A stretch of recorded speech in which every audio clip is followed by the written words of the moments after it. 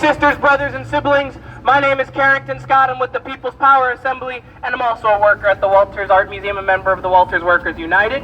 I will be your MC for today, and I would like to start off with why we're here and also some demands that the People's Power Assembly sent to BPD and the city government demanding action against the racist police terror that's been happening around the city.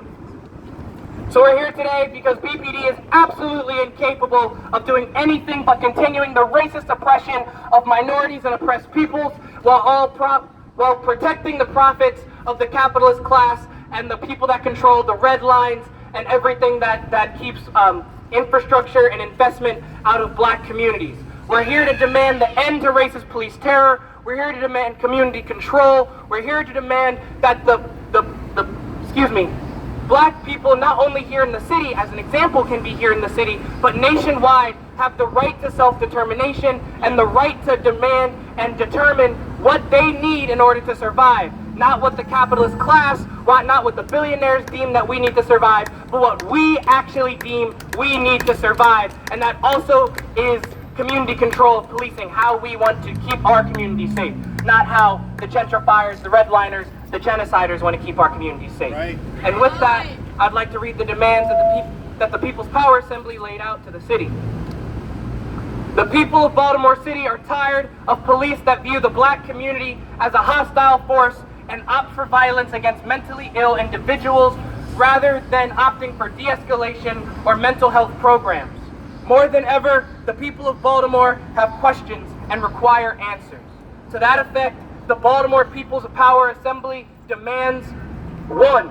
A full and transparent people's investigation into the recent deaths of Baltimore residents at the hands of the Baltimore Police Department.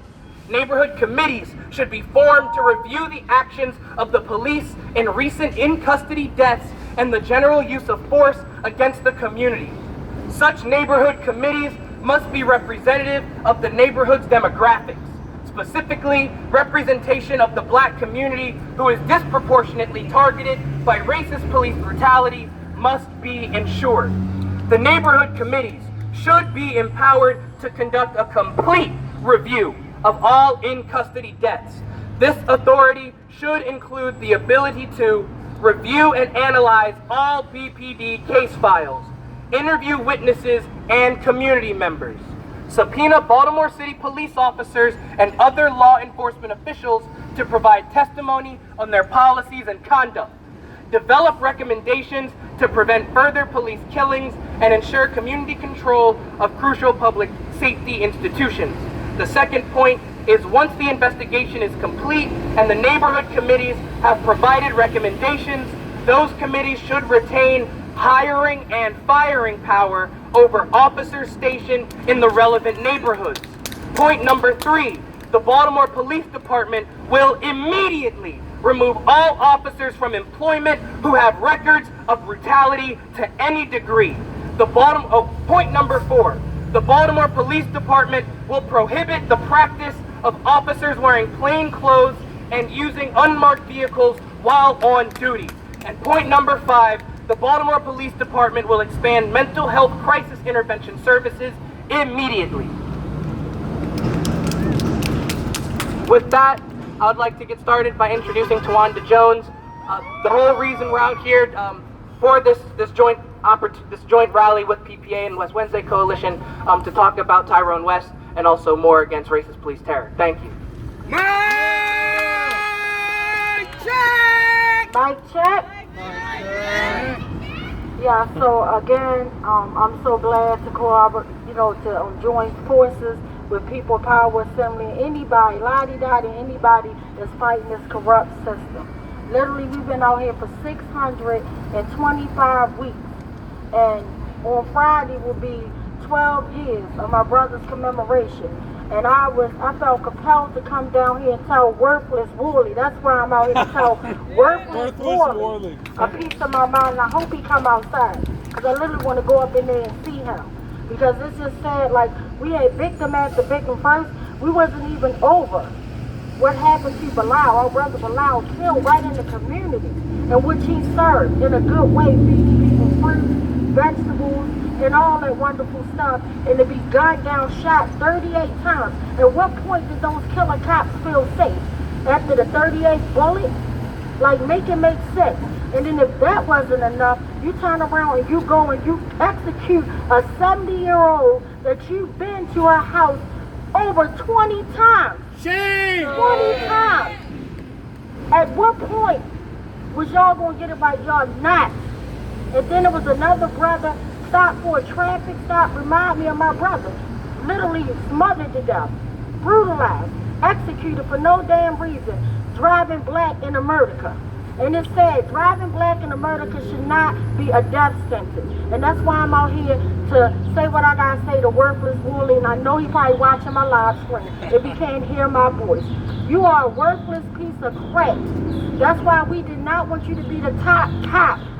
That is disgusting. And then the fact that you come out and every time you come address these hurting families, you come out and you pretty much disrespect them. You pretty much disrespect every family member, the community and everything, and you always give your killer cops a free willy pass to kill. No matter if you see the video footage or anything, and we still want to see the uncut video footage of Bilal, because we still don't know what the officer was saying to Bilal. Y'all think y'all could just show us anything and just close the book? It does not work like that.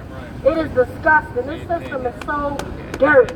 But it's just a lot going on, and today I really feel good because I had to literally see a white serial killer get 39 years today, not for murdering my cousin Tavon Anderson, but for the gun that murdered him. You know, that was sick and disgusting, but I'm glad that we did get a piece of accountability, because we know at the end of the day, it could have been worse than that. This joker could have got it. I mean, he's a serial killer. He got 4 more murder trials coming up, literally. Like 3 more. My cousin was 4, and then he had attempted murder. So you got a repeat violent serial killer in the city that was killing people, and the news is not talking about it. But yet you want to always put all this foolishness out. It's just like what happened with these so-called testers that was killing people, and that the drug overdose, that's what I'm referring to. That was intentionally done. That was intentionally done. That wasn't just, oh, we're going to test. That was done. And it was done in that community of the black people that had boots on the ground, that was standing out, stepping forward for Bilal Abdul and all the ills in the world. What you do, you send one of your hitters to go serve testers that you know is going to wipe people out. It is sad, the stuff we're going through. But if y'all see 625 weeks, I ain't going nowhere. I ain't going nowhere. You can't buy me out. You can't scam me out. You can't sell me out. I will never sell my soul to the devils. And that's what this dirty system is. It's the devil. It's the highway of hell. And that's what they try to do, confuse us, try to make it seem like community violence is over here, police brutality is over here, low wages. All of it's together to the highway of hell. It's designed to wipe us out. So the day I stand here with my brothers and sisters, one cause, one purpose, one fight. Until we get it, we're going to shut it down. Our voices, y'all may have the weapons, but we have the voices.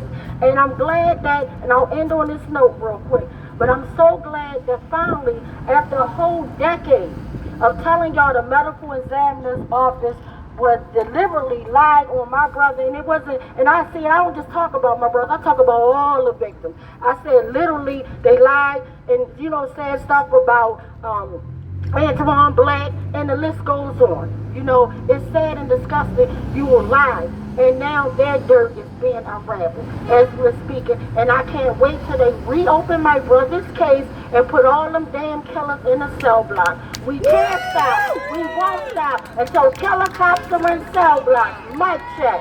Mic check. Tell the truth and stop the lies. Tell the truth and stop the lies. Tyrone West didn't have to die. Tyrone West didn't have to die. Tell the truth and stop the lies. Tell the truth and stop the lies. Dante Melton didn't have to die. Dante Melton didn't have to die. Peter Kershaw Brooks didn't have to die. Peter Kershaw Brooks didn't have to die. B.J. Abdullah didn't have to die. B.J. Abdullah didn't have to die. Freddie Gray didn't have to die. Freddie Gray didn't have to die. Cell blocks for killer cops. Cell blocks for killer cops! Cell blocks for killer cops! Cell blocks for killer cops! Thank you. Next, we'll have Adina Brooks, another member of the West Wednesday Coalition. Oh, I'm sorry. Adina Brick, my bad, with the West Wednesday Coalition. I want to start with a chant too. Hey, hey, ho, ho, worthless worthies got to go. Hey, hey, ho, ho, worthless worthies got to go. Hey, hey, ho, ho, worthless worthies got to go. Alright, so I haven't been on a mic in a while, but since then they've been continuing to kill people. Dante Mountain, the story with him is sad because he actually went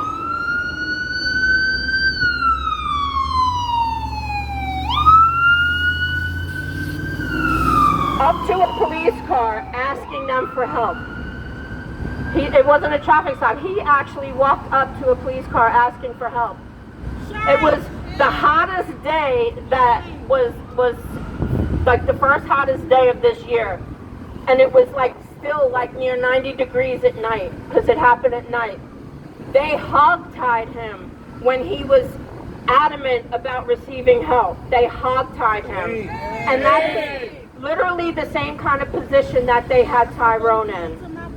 And he suffocated.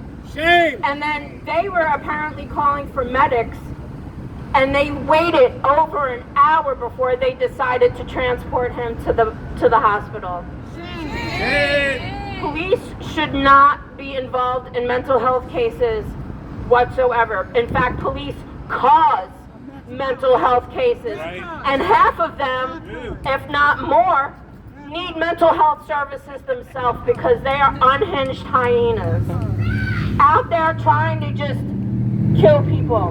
And then there has definitely got to be a tie between what was happening with BJ, with Miss Brooks, and Mr. Mountain, because when they came out, that community came out and marched for BJ. I guarantee some of the people in that crowd were ODing on that corner just weeks later. So it's just like, well, when we go out there and we shoot them, they get pissed. So why don't we just put some tainted testers out there? That's what I think happened. No drug dealer is going to kill his clientele and cut his money source off. Come on. Like, we need to think about this logically. And let's talk about Worley. Worley should not have a job right now. Worley was the commander of the Northeast District, like when the gun trace task force was formed. It was formed over there. The gun trace task force was not disbanded, despite what they want to fucking tell you. It was not disbanded. They started calling them district action teams. And when they became a problem because they shot that young boy in his back who survived, and they were shooting more people, they call them something else now. They don't call them district action teams. They just rebrand. Change the name, keep the criminals out there on the streets killing people. We went to every single community meeting that they had 2 years ago before they were going to make this Yahoo the commissioner. We tried to warn all of these different neighborhoods. We were over west. We were over south. We went to every single one of those meetings. I handed out information. This is what he was responsible for in the Northeast District. I even put them in mailboxes. I went on by myself and put them in people's mailboxes telling them about Worley. He's racist. He's from Anne Arundel County. And then we need to explore if he ever moved into the city, because I don't think he ever did. They just dropped that story, and he is supposed to live in city limits, but he is a racist. Because when Pavel Lepere was murdered, it turned out that guy was a serial rapist, and he was terrorizing people in the community, but the other people were not white. So he victim blamed them. He attacked the victims. And then he did the same thing this year. He victim blamed. He victim blamed BJ. He victim blamed Dante Mountain.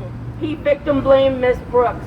And like a woman said last night at City Hall during their public safety hearing, which is a joke because they literally took all the teeth out, and they're not like, they don't have the PAB having subpoena power like they did the CRB, and they're disbanding the CRB. So the lady said, y'all had 20-something opportunities to help that woman. He wants to go out there and say, we responded to her house over 20 times. Okay, well, that's not her fault. If she is suffering from mental health issues, that's not her fault. And there are resources up in her community that they could have guided her towards, and they did not do that. They failed her. They failed her, and then they killed her. They were outside her house for a half hour contemplating what they were going to do. And then they got tired of waiting. What does that sound like? Corinne Gaines. That sounds just like Corinne Gaines. All of these cases wind up sounding like each other because they use the same playbook. But he has the gall, when it is a person of color, to blame the victim. He's racist and he has to go. Worley does not deserve to be commissioner. And there are so many resources out there that they should be utilizing and they don't. They should not be handling mental health cases. In fact, most of them are mental health cases. So we need Worley out. We need comprehensive change. In fact, I'd love to just disband this freaking racist institution. Just abolish police, abolish ICE, and just get these people out and then prosecute the ones who are killers. Bernardez Ruiz, who was one of the main killers of Tyrone West, makes more than the mayor because he's a sergeant. He was elevated, and it really feels like BPD elevates you up in rank depending on how many bodies you have. This man doesn't have 10 complaints against him. He doesn't have 20 complaints against him. He has close to 50 complaints against him. And that's the ones that we can find out about. And they're always letting him, and he's married to a state's attorney. This is why Ivan Bates will not reopen Tyrone's case. Conflict of interest. The conflict of interest is in his office. You can fire one person to prosecute 17. Hey, hey, ho, ho, worthless Worley's got to go. Hey, hey, ho, ho, worthless Worley's got to go. Hey, hey, ho, ho, worthless Worley's got to go. Fire Ms. Battle, Bernardez Ruiz, if you will. Fire her, reopen his case. If not, let the AGs handle it because they need to be prosecuted. Mic check. Real quick, I just wanted to say tonight that the ACLU gave a damning report. That was when my cousin Tavon Anderson was killed, and it was on for weeks. He had over 3,600. My sister just said 50. He had over 3,600 complaints on him. Shame. And then also when Commissioner Worthless Worley was promoted in office, let's never forget Brooklyn Homes. He told them to stand down and let people get murdered. 2 beautiful people get murdered and over 30-something people shot. Shame. Shame. Mic check. Yeah. Next we have Jess with the People's Power Assembly.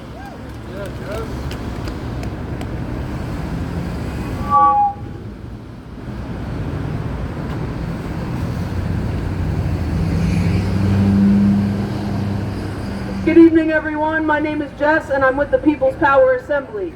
As we gather here once again in solidarity with the families and friends of those who have been terrorized, brutalized, and murdered by the most profoundly racist dividers of our communities, otherwise known as the Baltimore Police Department, I would like to really expose how the same tactics of police terror used to brutally repress and surveil our poor working class communities right here in Baltimore are the same exact tactics used on poor working class communities all over the country. Because we know that the universal slogan of the police is to protect and serve. Protect and serve who exactly? They didn't protect and serve Sandra Bland. This past Sunday, July 13th, was the 10th anniversary of her murder at the hands of Waller County, Texas police in 2015. She was a 28-year-old black woman and a Prairie View A&M graduate who was stopped by killer cop Brian Insigne for driving while black. She was then arrested for assaulting an officer when the dash cam footage showed the exact opposite. They assaulted her.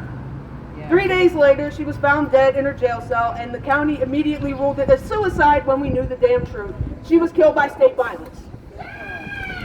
Brian Insigne ultimately was only charged with perjury about Sandra's arrest.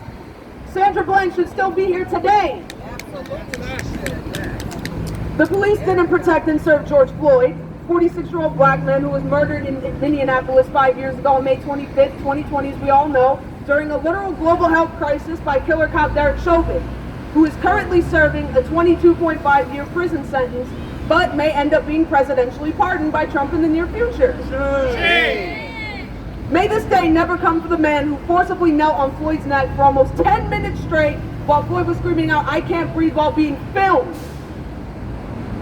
We will never forget the outrage we all felt that year, watching the notoriously racist Chief Medical Examiner of Maryland, David Fowler, give testimony during Chauvin's trial, asserting that George Floyd died of a heart attack. Which gave the ultra-reactionary far-right all the fuel they needed to start spewing racist lies about him being a drug addict and that because of that he deserved to die. George Floyd should still be here today. Yes. Right. They certainly didn't protect and serve Michael Brown, an 18-year-old black man from Ferguson, Missouri, who over 10 years ago on August 9, 2014, was walking along the street with his friend Dorian when they were both pulled up on by killer cop Darren Wilson, who told them to get back on the sidewalk.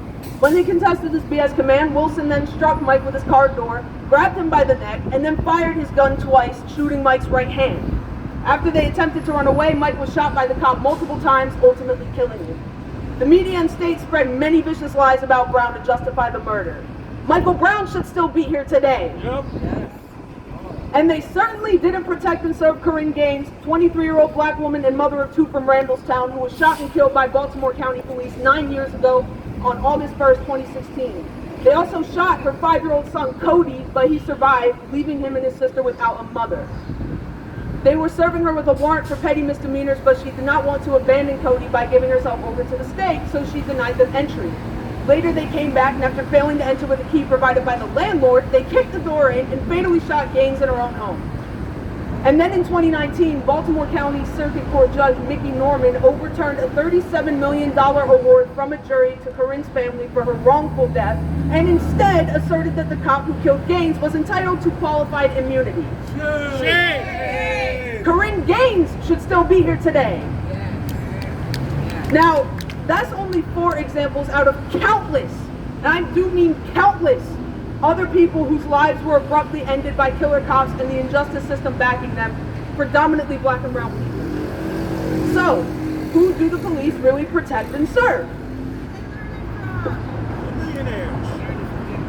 The very original function of the police in the U.S. was slave patrols, catching any slaves who were escaping the living hell that was their brutal occupation on plantations in the South.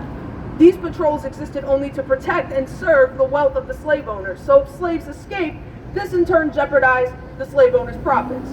And the police we see today are virtually no different from the slave patrols of the late 18th, mid-19th century. They only exist to protect the property and wealth of the ruling class that was never even theirs to begin with, that being the capitalists, mega corporations, and billionaires, all making our lives a living hell by any means necessary. The police continue to terrorize and separate black and brown families through mass incarceration and deportations. They continue to manufacture consent and justifications for why black and brown individuals deserve to be murdered by police, keeping white folks divided from these communities using white supremacist tactics of the fear of the other, rather than uniting together on the basis of class against these racist police and the ruling class. It was never about protecting and serving the people. It was always about protecting and serving the ruling class and upholding a system that is not flawed or broken, as many often claim, but rather a system that is working exactly as it's intended to run. The solution couldn't be more clear. Cell blocks for killer cops! Cell blocks for killer cops! Cell blocks for killer cops! Cell blocks for killer cops! We must abolish the police. The recent struggles against ICE, police, and military occupation from the people in LA this year alone have proven that we are more than capable of protecting and serving our own communities. Together, we will continue to fight back against these attacks by BPD and make our demands of BPD and worthless Commissioner Worley materialize, because we know that the people united will never be defeated. Justice for Tyrone West, justice for Bilal Abdullah, justice for Peter Karsha Brooks, justice for Dante Melton, justice for Jeffrey Kluver, down with the police occupation of Baltimore, down with Commissioner Worley. Solidarity to you all. Thank you. No justice! No peace! No racist! Police! No justice! No peace! No racist! Police! Next, we will have Miss Joyce with the PPA. Thank you. Good evening, everybody. My name is Joyce Butler, and I'm an organizer with the People's Power Center. I wanted very much to speak today about what Black and brown communities of Baltimore need and what we don't need. A few weeks ago, PPA organizers, myself included, spent some time talking to members of the Upton community after plainclothes officers fired 38 rounds into the body of B.J. Abdullah, executing him. This is just another dead black man at the hands of a system that is only interested in investing in police at all levels of society. What we heard in the community wasn't a desire for more cops on the street or more surveillance of our lives. We heard that the community wants jobs, control over its own security, investment back in the Avenue Market, community centers, and the schools. The people of Baltimore, we're tired, y'all. We're tired of millions of dollars for killer cops while people lack housing, health care, and a way to feed their own families. We are tired of racism. We are tired of police terror.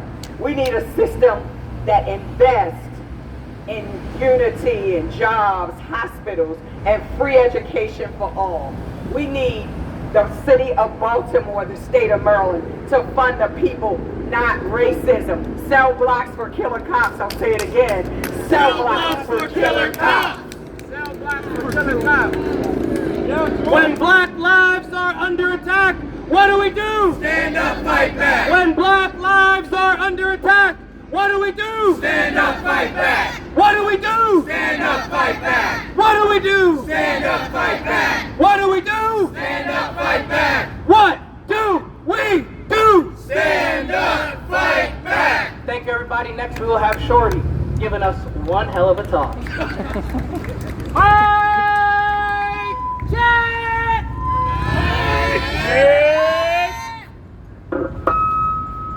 I don't need no mic.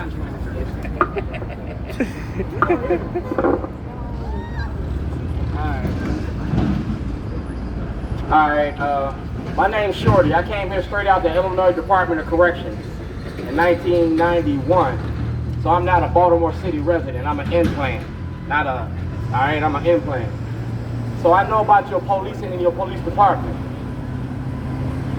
On October the 15th, 2010, Baltimore City Police Department came in my house and put guns to my head. I was making a documentary about their police and their police department. Governor O'Malley was Mayor O'Malley, and he approved the program in 2006, except he didn't know it was about him. The gun task force and all that, before it was the Tyrone West, man, it could have been me. The only reason that they didn't kill me because I had people in my house. I had 4 other individuals. I had some kids because I was running a homeless shelter. Now we talking about murder and death in America. I was born in 1959. I've been watching you, America, kill black people all my life. Yes. Tyrone West, have you ever heard of Emmett Till? Yes. What's the difference between Emmett Till and Tyrone West? There is that. Time. Time is the only difference between Emmett Till and Tyrone West. What's the difference between Emmett Till and Sandra Bland?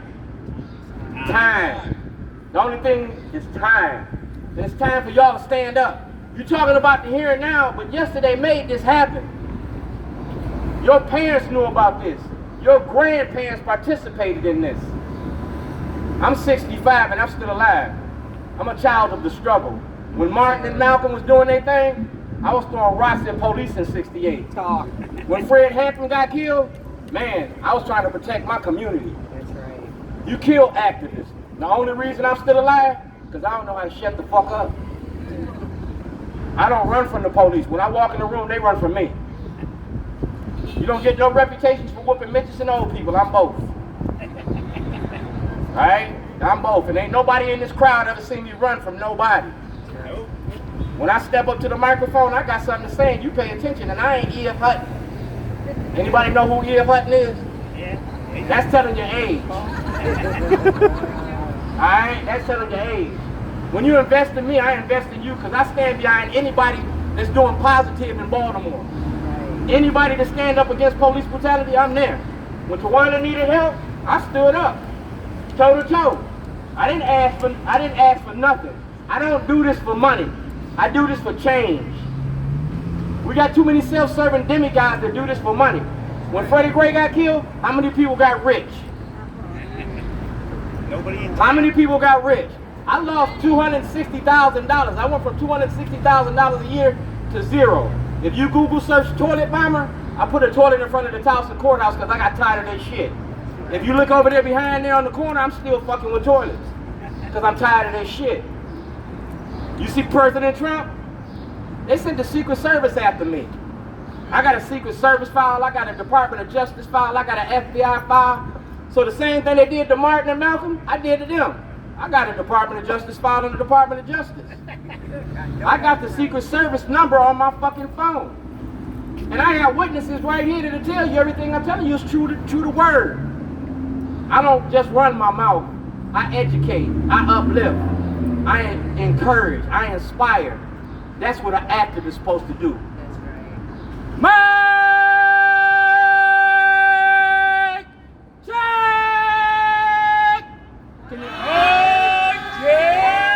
Can you hear me now? Can you hear me now? Yeah.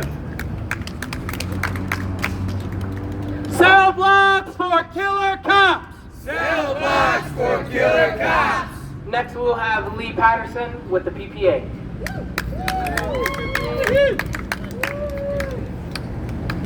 Brothers and sisters, it gives me great joy to speak to my people, the oppressed, the workers, and the disabled, and all of us out here.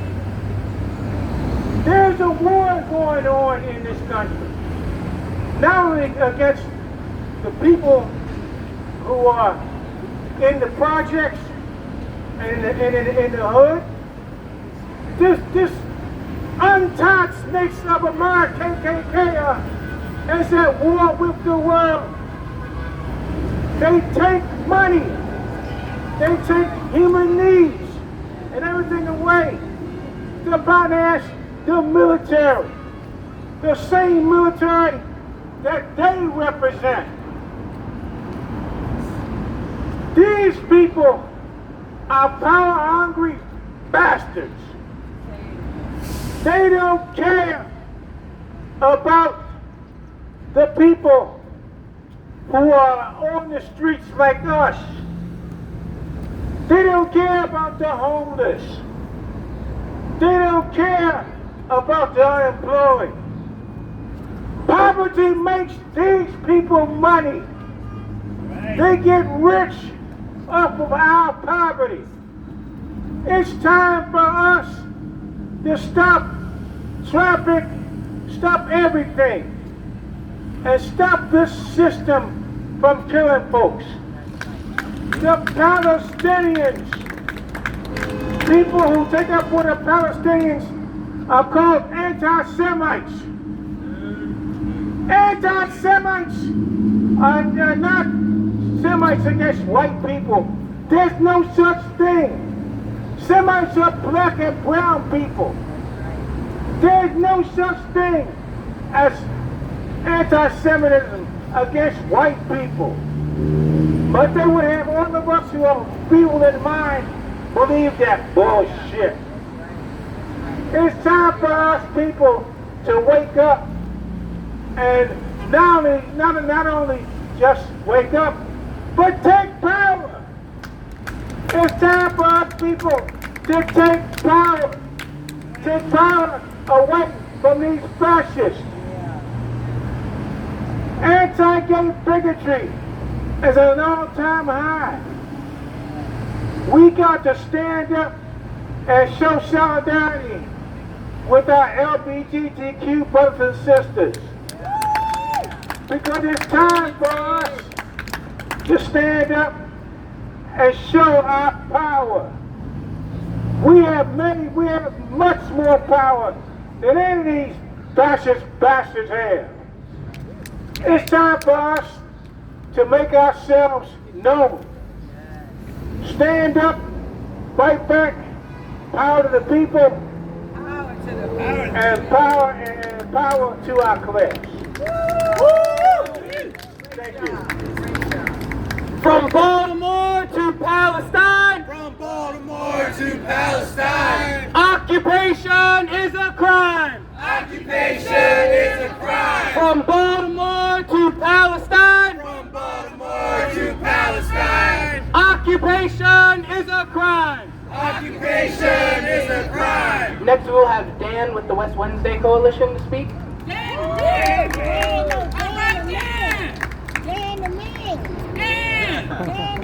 All right. We all we got? We all we need. We all we got?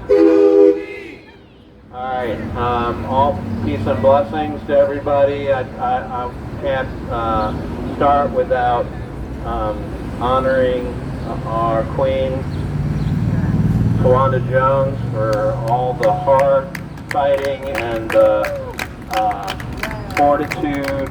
And it's unbelievable that she's kept up this fight.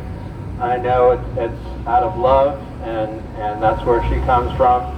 I don't always come from there in this fight, but she's an inspiration to me, and I just can't say being in this fight with you hasn't been one of the most important things in my life.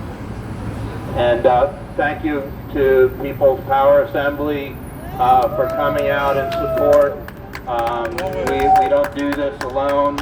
We do this with others, and it's so impressive the work that you guys are doing and how much you're out in the community, on the streets, making people understand that we need change. This system is not working for any of us. So I'm not feeling so great tonight, so I apologize ahead of time for maybe cursing a little bit more than I normally do. But I wanted to talk about the fact that police brutality only happens if there's a system around it that supports it, that helps the police be so brazen that they know that there's no consequences for their action. And so, I know at the top, and fuck Worley. But,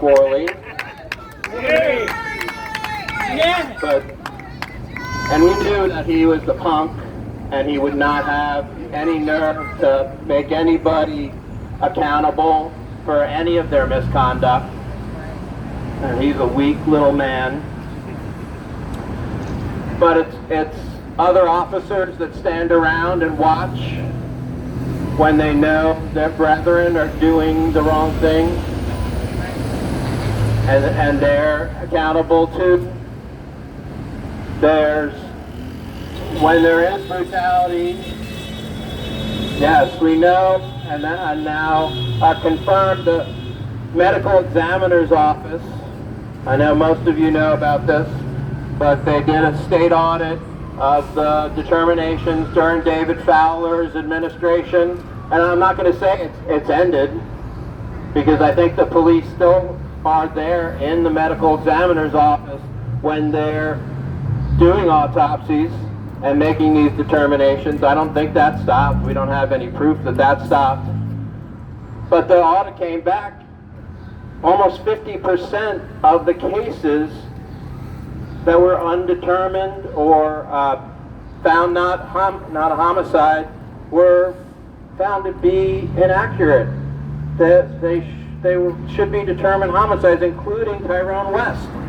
So fuck the medical examiner's office. Fuck the medical examiner's office. The city council, our city now has had local control. It's almost a year now that we've had local control, and about 4 months ago I talked to Zeke Cohen, and I emailed him and I said, hey, you have power now to make change. Just implement policies to start overseeing, having oversight over the police. You have the power to do that now. They've done nothing. They held a hearing yesterday, the Public Safety Committee. They've done absolutely nothing.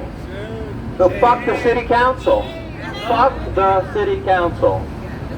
They could have done immeasurable things. We were at the hearing yesterday, and one of the things they said, well, we'd like our city attorney to prosecute some of these cases because, and they didn't explain this, because there's a conflict of interest. The conflict of interest is that the city attorney in the legal office represents the Baltimore City Police Department. Right. They don't have to do that. They're not required to represent the city police department. As a matter of fact, they could actually be sitting across the table from the FOP, and fuck the FOP, by the way. Yes.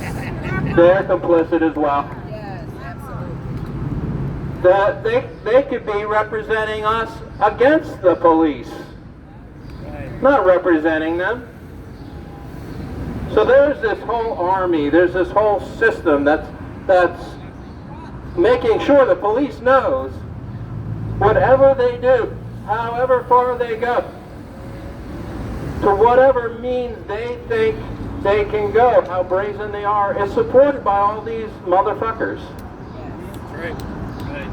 Supported by them. So we need to tear all these things down and start over. Tear it down, start over, get rid of this mess we are in, because harm is happening, and I know I'm not mostly to people of my color, of my complexion, but harm is happening to brown and black residents constantly.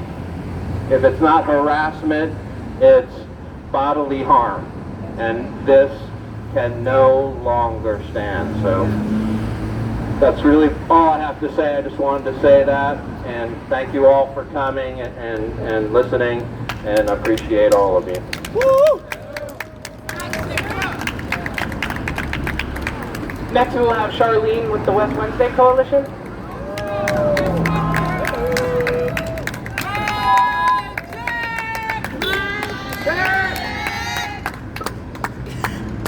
Thank you for giving me this time to speak. I ain't gonna hold you long, I think.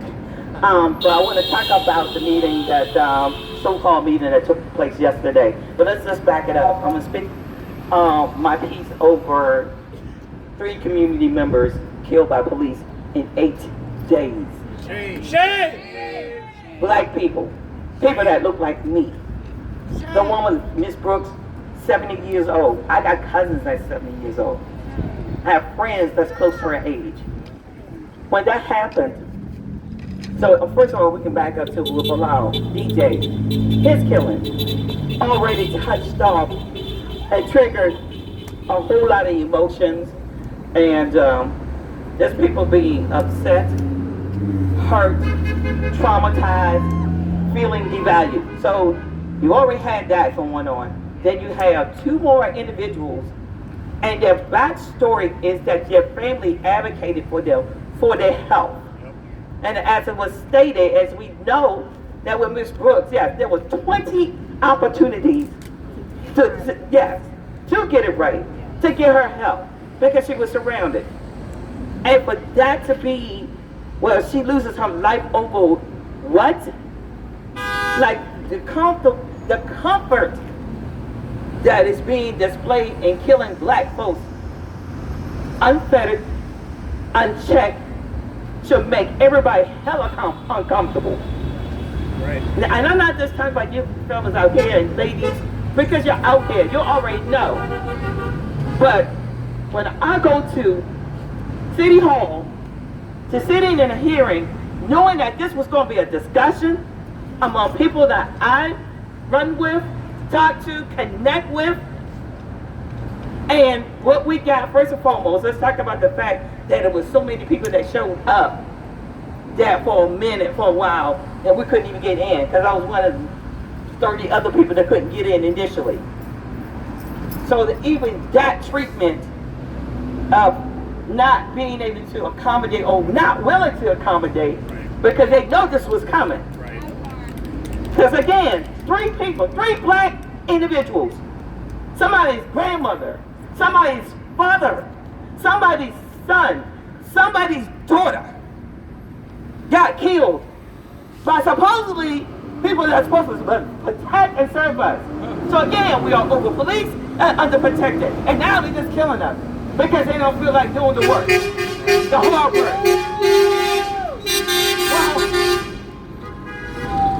While over in Remington, you had a white man that had a mental health crisis. And they took all the time they could take to talk him down. And he gets to live another day to tell the story. Now we talk about funerals. Well, I was buried in 5 days. Miss Brooks has a viewing tomorrow. So her homecoming, her funeral is going to be, Friday. And the fact, I'm just trying to find my words, because again, we're not just talking about, names. These are individuals, these are souls, these are people that look like me. That at one point were in the community with people I spent time with. And they're gone. They're gone. And no, fuck no, I'm not going to be silent. Hell no, I'm not going to be silent. Because again, everybody should be very uncomfortable. From the headquarters to City Hall. Especially City Hall. Because what, we got a new council president, fairly new, who's supposed to be doing the work of trauma and healing? He was nowhere to be found yesterday, folks. He was not there. And somebody said he was. I'm like, I didn't see him. My people didn't see him. We testified. And the fact that you can have someone like Mark Conway, who's like, okay, trying to go around and give you little soft words. But what the people took, the folks that I know that were there, when it was said and done, they felt like they were ignored. They felt like there was no damn urgency in the situation. Again, 3 black people got killed by police in 8 days. Shame! And we're not supposed to be passionate about that? We're not supposed to be upset about that? We should be fucking up this city right now. Over it. Yes, I can sit back and say, okay, that was great that we had 68 homicides. That's something I never experienced in Baltimore. Yes, we can sit back and say, okay, something is happening. But it can't be where we voice that and forget about the fact, or trying to minimize the fact that 3 black people that belong to us, that was doing work among us, that belonged to us, got killed by police in 8 days. In a particular area. We're not talking about, okay, there was over northeast, northwest, southeast. That was all in one section. How are we supposed to feel about that? How am I supposed to feel about that? So I went on record. Saying what I had to say. That this is an urgency. We can't kick this can down the road. There's a sense of urgency in which people got to show up and say something, put some heat on it. I don't give a damn if it wasn't the time for that. Every day is the time for it, because people are traumatized. Living under trauma. Someone have been doing this for 12 years, 13 years? I'm not sure. 12 years. Feels like forever. Forever. And she has the courage, the stamina, and the support to keep doing this. But then we've been adding numbers. There have been people that's been showing up who have experienced something. And then when there's no help, there's no advocacy, they end up disappearing some kind of way. And then we see violence in our community because there's no help and there's no hope. What I'm asking for, no, I'm not even asking, demanding that city councils take this seriously. I testify to have local control with the police department. Testify on that. And we'll do some help for that. And we get it, and we still got people getting killed. What the hell we doing? What is this? What, do you need people in suits and pumps and stuff to come out here and keep marching and shutting stuff down? That's what it's going to take us seriously? I don't know what to say. I'm just on here ranting, but I have to put it out there because we got to keep telling the story because they're trying to bury it. Best believe they're trying to bury the story. When I saw it yesterday, I'm like, everybody left out there mad, pissed. The only hype man I got was Shorty. I appreciate him for being my hype person. But we cannot just let it die. We got to build the legs, the stamina to keep going, bring people to it, keep talking it up, putting it on social media. When somebody talking about, we did something nice, it's like, yeah, but what about the justice for the people that you killed? That you're allowed to be killed at this point. Because you're not saying anything and you're not doing anything. And there's not even a date on a hearing that Zeke Cohen's supposed to be having. No date yet. And I know some of the people that's supposed to be connected to him. And I hope they're listening. Tell that man to get a date together like next week. He got 48 hours to respond. Oh, we're banging on the door. Mic check.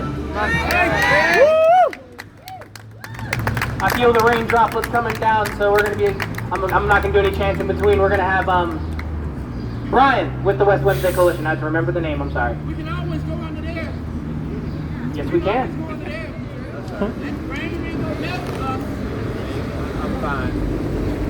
Just water. Thank you. Thank you, Tawanda. Thank you for People Power for helping us out with this. I just got two things I want to say. One is that one of my usual things that I do with this here at West Wednesday is read off a list of people who died by homicide in our community, and we lift those names up. This past week, no one died by homicide here in Baltimore community, and I want to tell you that the police had absolutely nothing to do with that. This is what we need to get in our heads is that our safety does not come from people outside our community with guns. It comes from people in our community with love for each other and with solidarity with each other. And that's what produces safety in our community. And so we just forget this whole police thing. I'm done with that. The other thing I want to do is just a quick announcement or a quick message. Anyone who is interested in the struggle for liberation needs to read a book by John Holloway called How to Change the World Without Taking Power. He's a Marxist, he's an anarchist, he writes some of the best stuff I've ever read about what it is that we need to do to make change in this world. So thank you.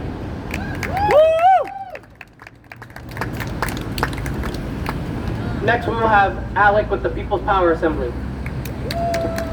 Thanks everybody.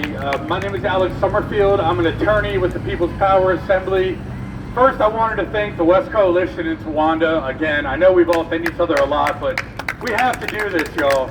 We've got to stick together. It's the only way we're going to win, if we stick together. Because otherwise, we're just, excuse my French, we're just so much shit. But we have to stick together. So, I'm so glad today people brought up David Fowler and the medical examiner. Because this has been a disease, no pun intended, a disease at the core of this city since he moved here from apartheid South Africa in 1991. And so many organizations and other attorneys and activists have been screaming about this guy and the terrible racist regime that he implemented on this city, rubber stamping the murders of people like Tyrone West. rubber stamping the murders of people like Anton Black. And we have to take the fight to these people however we can, whether it's in the streets or the courts or City Hall. We have to use every tool at our disposal because they deserve no peace until we have justice. And the last thing I'll say is, many cases, thankfully, were reopened due to this recent investigation, but hundreds of cases were not, including Marlon Barnes, whose mother came by here quickly but had to go, who was essentially murdered in the Harford County Jail and never really investigated. Shame! After he was killed, Miss Marilyn could not even see his body or get a death certificate until she got an attorney. Shame! This is a disgrace, and this is the sort of disgrace black and brown and working class families across the state and country are feeling. So we got to fight them anyway, anyhow, because they're not going to have peace until we have justice. Thank you so much. Woo! As Brother Malcolm said, by any means necessary. By any means necessary. Next we have Bill with the West Wednesday Coalition. Mr. Bill! Go Bill!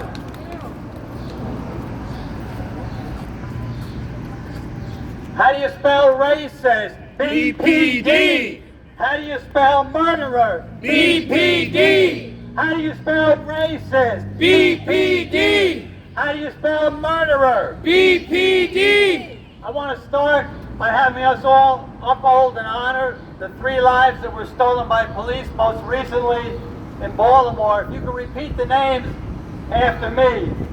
Bilal Abdullah. Bilal Abdullah! Dante Melton. Dante Melton! Miss Brooks. Miss Brooks! Thank you, everybody. As horrible and as tragic as the stealing of those lives is, unfortunately, it's only the tip of the iceberg. During the 17 years that Val Fowler was the head of the medical examiner's office, guess how many people died in police custody in the state of Maryland? 1,300. Shame! 1,300. Shame! Now, we tend to be focused on the police murders, but there's a lot of police violence that does not end in death, but it ends up in pain, in hospitalization, in damaged families, and sometimes we don't think about how many cases there are. But it turns out, in a year, in the United States, there are 300,000 cases of non-lethal violence used by the police. 300,000. For each person they kill, about 250 were assaulted by the police. Shame! So that means 31 people an hour. During the time of this rally, the police have assaulted about 62 people around the United States. Shame! And I'd like to tie together community violence and police murder. Some of you may know of a writer named Frantz Fanon. Yes. And Frantz Fanon, he was doing his training to be a psychiatrist in Algeria during the War for Independence from France. And he came to the conclusion that if you take a section of the population and you treat them to the most police brutality, the worst education, the most unemployment, the least accessible food, you slap them in the face every possible way. He says people treated like that get angry and get bitter. But until they have political awareness, they don't realize the source of their mistreatment. And so their bitterness causes them to lash out at the closest, most vulnerable target. Often people in the community in the same boat that they're in. So in other words, what's the root of community violence? The root of it is racism. Yes. It's important to keep that in mind. What's the root of police brutality? Racism. Racism. And so in that sense, police brutality and community violence are really two sides of the same coin. And when anyone says, well, why are you in just this fight or why are you in just that fight, it's the same fight.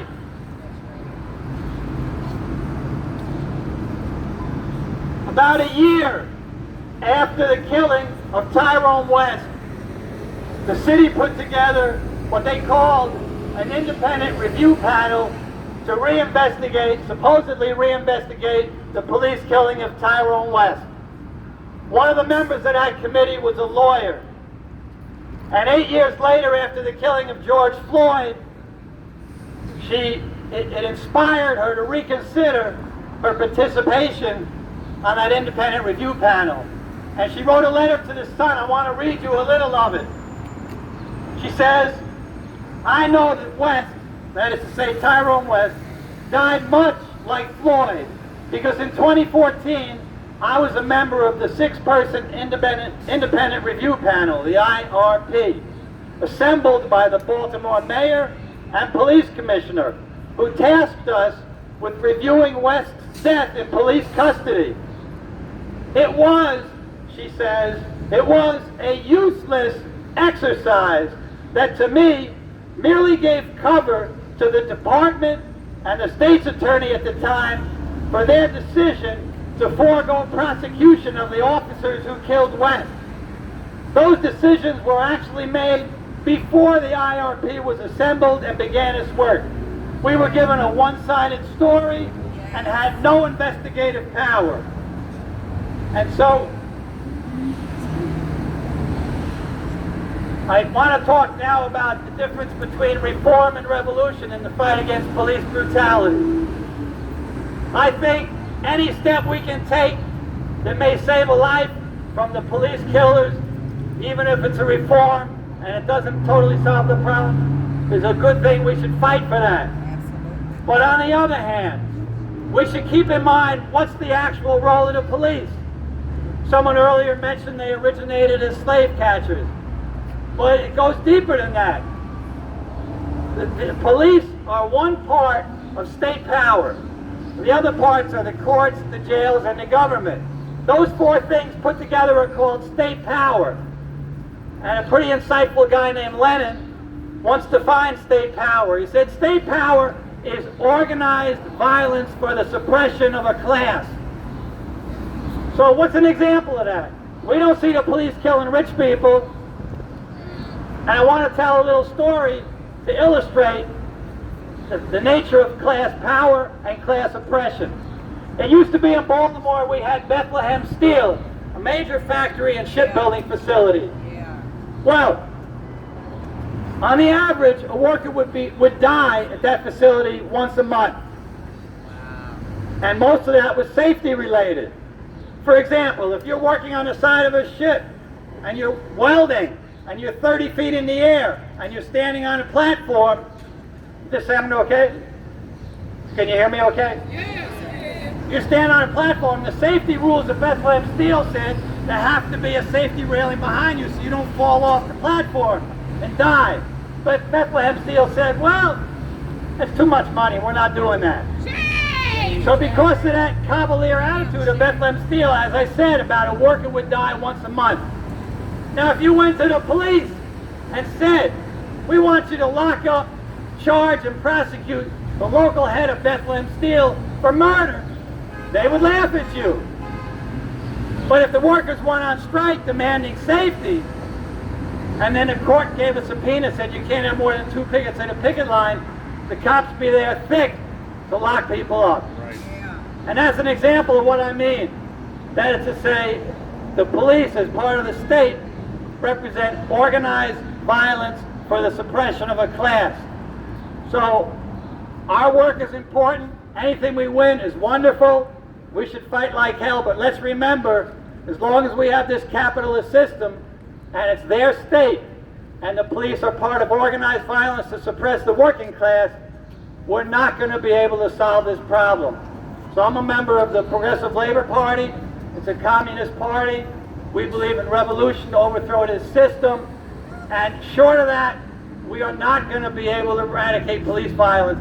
And we don't want our children and grandchildren and great-grandchildren to be having to fight this same fight forever. I want to hold something up. This is the newspaper of Progressive Labor Party, and on the back we have an article about Boston, 1975. It was the last great struggle of the civil rights movement. At that time there was a local violent racist group called ROAR.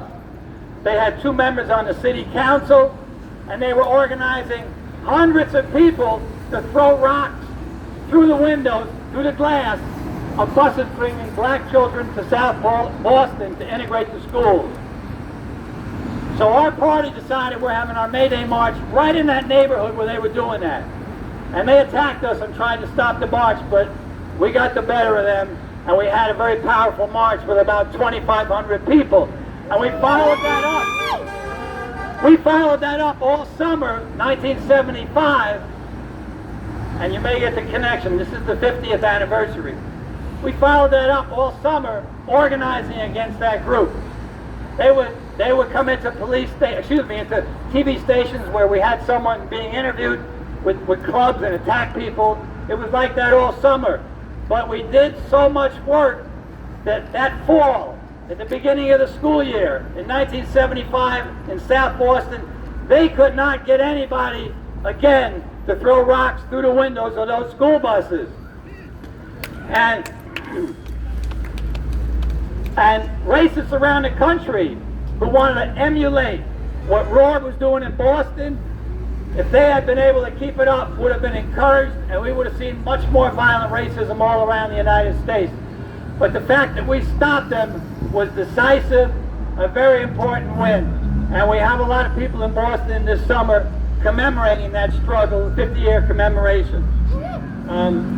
So I want to end with one more chant. And it's sort of relevant to points that a lot of people made. Let me say it once, and then we can do it together. I still hear my brother crying, I can't breathe. Now I'm in the struggle saying, I can't leave.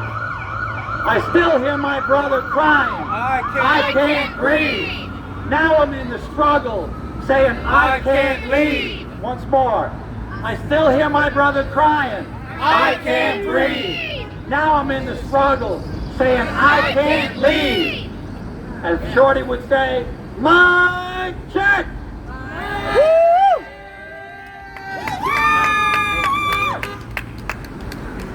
Our final speaker will be Andrew with the People's Power Assembly. I'm going to keep it real brief because I just want to tell you about next steps and the events that we've got coming up. I wanted to raise West Wednesday is having the 12th commemoration of Tyrone West this Friday. The gathering at 7:30. That information is up on social media, so please check that out. We want that to be big. We're going to be there. Then on Saturday, 2 events in a row. You may have heard of Urban Reed's bookstore. This is a black-owned bookstore that has been under white supremacist attack, hundreds and thousands of death threats, threatening voicemails. They're holding a community walk against racism at 10 a.m. Go to Urban Reed's. We'll be there too. But then stick around right after. I'm glad Bill raised Frantz Fanon because we're going to be honoring Frantz Fanon on his 100th birthday. And then we're also going to be honoring the Nicaraguan Revolution, the anniversary of which is its 64th anniversary. So please join us there. Everybody get home safe. People's Power Assembly meets every Wednesday except this one. Talk to any of us if you're interested in attending. Thank you very much. Wait a minute, don't go nowhere. Hi. So I have a couple of announcements, and then we're going to do what we normally do during West Wednesday, which is read the names of those over the past couple of weeks that were killed across the country by police. But before I do that, I want to make a couple of announcements. There are a number of things happening this week. Another thing that's happening tomorrow is at 4 o'clock in front of Fox 45. We are having a peaceful protest. Shorty asked me to announce it.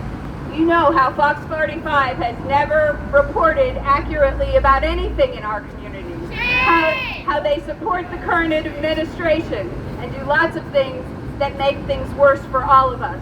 So if anybody can show up to protest in front of Fox 45 tomorrow, please be there.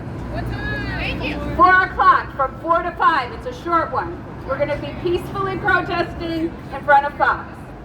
The other thing that's happening is a little bit different. A few of us who are artists and activists are doing a free community event on Saturday at Lake Montebello underneath the pavilion. We have a bunch of communal art pieces that we're going to make, as well as individual ones. It's family friendly, peaceful. Folks can make protest signs if they want, but they can also talk about what they wish for Baltimore and make art about what we wish for Baltimore, as well as about what we love about this city. This is a special city. The police can't ruin it for us, and we won't let them. So now I'm going to start our list. There are 41 names of people who were killed by police since in the dates between July 6th and July 15th.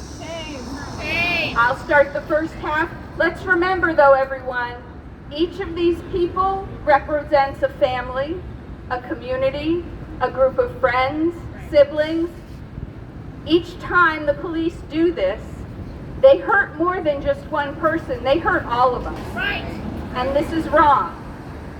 So if you would, repeat after me these names, and I'll tell you where they're coming from.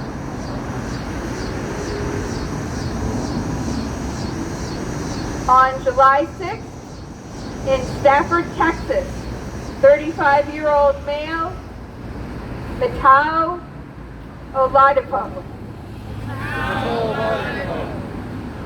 On July 6th, in Piscataway, North Carolina, 30-year-old male, Raul Rivera. On July 6th, in San Jose, California, 37-year-old male, Kareem Khan. Kareem Khan. On July 7th, in Putney, Vermont, a male whose age is unknown and whose name was withheld by the police. Silence for killer cops. Ashe. And Ashe means let it be so. On July 7th, in McAllen, Texas, 28-year-old male, Ryan Mosqueda. Ryan Mosqueda. On July 7th, in Brownwood, Texas, 59-year-old male, Holly Oliver. Holly Oliver. On July 7th, in Houston, Texas, a male whose age is unknown and whose name was again withheld by the police. Cell blocks for killer cops. Ashe. On July 7th, in Sheridan, Oregon, another male whose age is unknown and whose name was withheld by the police. Cell blocks for killer cops. Ashe.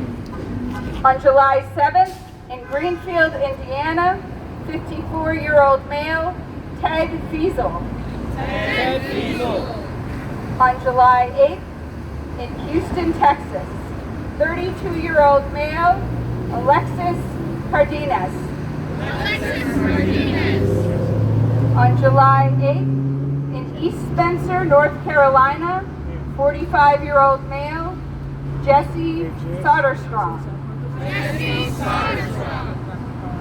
On July 8th, in Detroit, Michigan, 32-year-old male, Raheem Wright. Raheem Wright. On July 8th, in Barnesville, Georgia, a male whose unknown age but his name was Dante Smith. Dante Smith. On July 8th, in Pueblo, Colorado, a male whose age is unknown and whose name was withheld by the police. Cell blocks for killer cops. Ashe. On July 9th, in Dallas, Texas, a male whose age is unknown and again whose name was withheld by the police. Cell blocks for killer cops. Ashe. On July 9th, in Houston, Texas, a female, age 39, whose name was withheld by the police. Cell blocks for killer cops. Ashe. Again on July 9th, In Jacksonville, Florida, a male, age 20, Jamari Akins. On July 10th, in Euless, Texas, 26-year-old male, LaDavian Pearson. On July 10th, in Silver Lake, Indiana, 65-year-old male, Dale White. On July 10th, in Aventura, Florida, 36-year-old male, Troy Canada. Also on July 10th, in Denver, Colorado, a person whose gender was unknown, age is unknown, and whose name is withheld by the police. Cell blocks for killer cops. Okay. Now I'll pass it on to Bill to do the rest of the list. I just want to point out, we're reading names from a 10-day period. 41 people during that time were killed by the police. That means more than 4 a day. So to continue upholding all these people, Los Angeles, California, on July the 10th, 63 years old, James Toulouse. In Thompson, Georgia, on the 11th, 63 years old, Arvil Gross. Wait a minute. In Monroe, Louisiana. Got it, thank you. On Monroe, Louisiana, on the 12th, 44 years old, name withheld by the pigs. Ashe. In Montgomery, Alabama, 44 years old, also on the 12th, once again, name withheld by police. Oh. I mixed up too, but the person whose name was held by the police this time was Corpus Christi, Texas, I'm sorry. The 13th, age unknown, and we already spoke up for him. Middleton, Ohio, on the 13th, 60 years old, Ronald Kerr. In Center Reach, New York, on the 13th, 44 years old, Emerson Ordonez Venegas. Lexington, Kentucky, on the 13th, 47 years old, Guy House. Kissimmee, Florida, on the 13th, 31 years old, Derek Rodriguez. San Jose, California, on the 13th, age unknown, name withheld by the police. Ashe. Guadalupe, Arizona, 13th, age unknown, again, name withheld by the pigs. Ashe. In Warland, Wyoming, on the 14th, age unknown, name withheld by the police.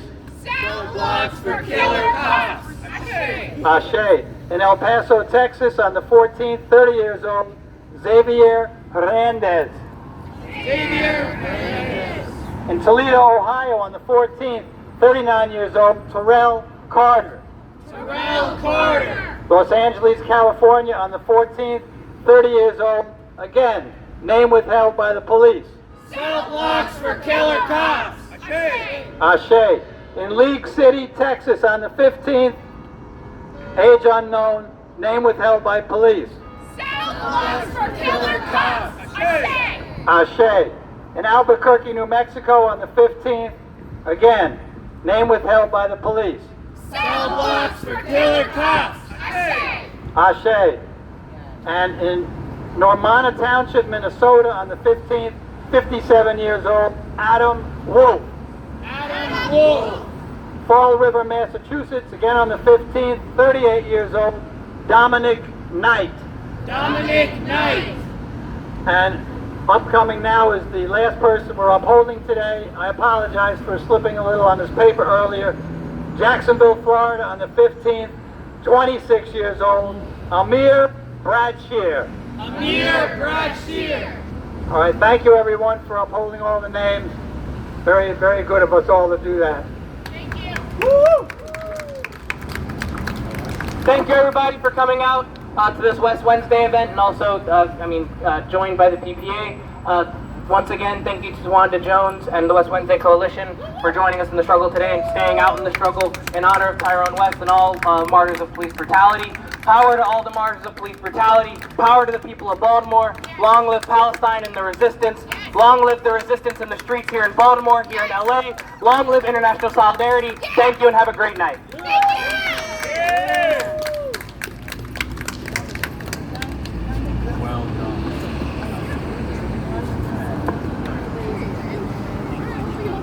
I'll undo the knot. What was that?